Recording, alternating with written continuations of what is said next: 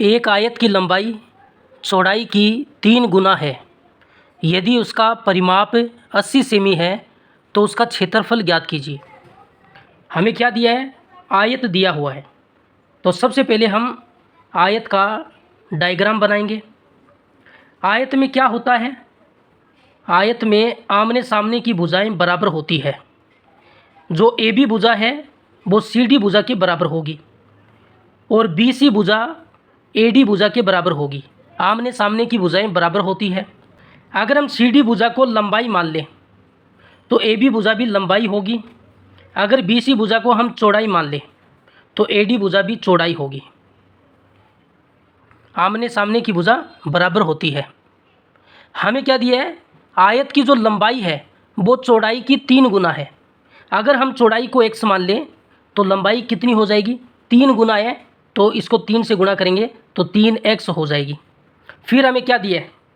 आयत का परिमाप दिया हुआ है। कितना?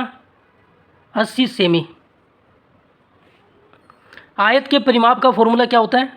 2 गुणा लंबाई प्लस चौड़ाई, और इसका मान हमें 80 सेमी दिया गया है।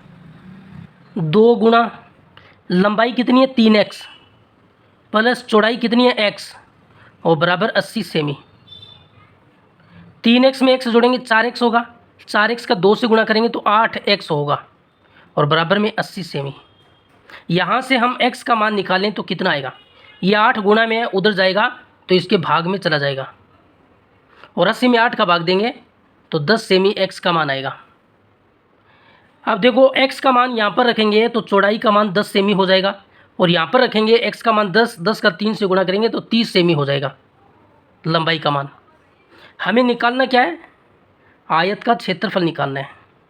आयत के क्षेत्रफल का फॉर्मूला क्या होता है? लंबाई गुणा चौड़ाई। लंबाई कितनी आ गई? 30 सेमी और चौड़ाई कितनी आ गई? 10 सेमी। 30 का 10 से गुणा करेंगे 300, सेमी का सेमी से गुणा करेंगे 300 वर्ग सेमी इसका क्षेत्रफल होगा।